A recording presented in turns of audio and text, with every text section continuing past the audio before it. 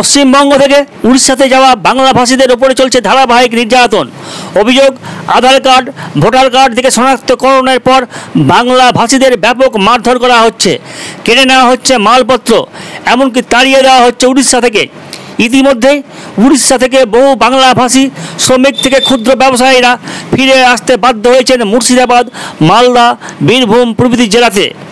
আর উড়িষ্যাতে নির্যাতনের প্রতিবাদে এবার উড়িষ্যা থেকে আসা লরিগুলো ঘিরে বিক্ষোভ দেখাচ্ছেন উড়িষ্যা থেকে ফিরে আসা বাংলাভাষী মানুষদের পরিবারের লোকজন বলে খবর পাওয়া গেছে। সেই বিক্ষোভের খণ্ডচিত্র দেখছেন আলো ছায়া টিভির পর্দাতে।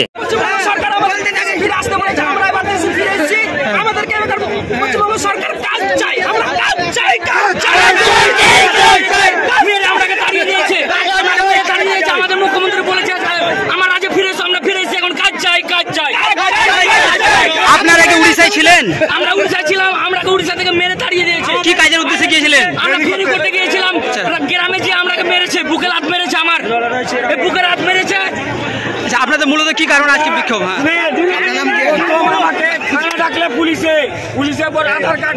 আধার কার্ডের জেরক্স দিলাম। এটা কোন জায়গায়? বাংলায় না উড়িষ্যায়? সম্বলপুর ডিস্ট্রিক্ট জমিন কিরা। তারপরে বলছে পুলিশে তোদের ব্যবস্থা নিতে পারবো না। ব্যবস্থা নেওয়ার পর তারপর দুদিন পর বলছে তোরা উড়িষ্যারে পালা। আমরা উড়িষ্যা তাহলে আমার ওখানে মোটাই 12টা 13টা মাল আছে, 2টা বাইক আছে, আমি খাবো কি? ওই জন্য আমরা মমতা ব্যানার্জির কাজ যাচ্ছি। আমরা বাইরে যাওয়া নাই, আমরা কাজ দিয়ে ছেড়ে দেবো।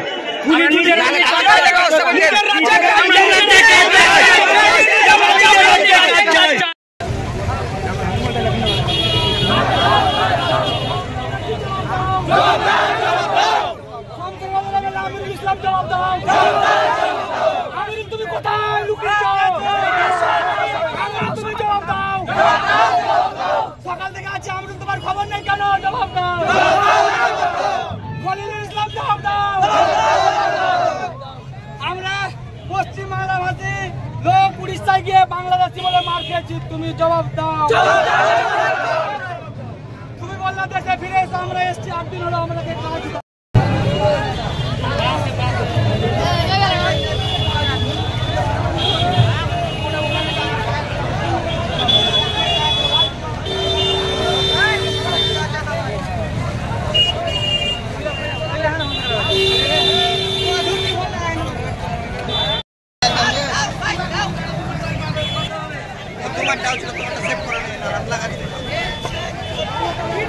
প্রথম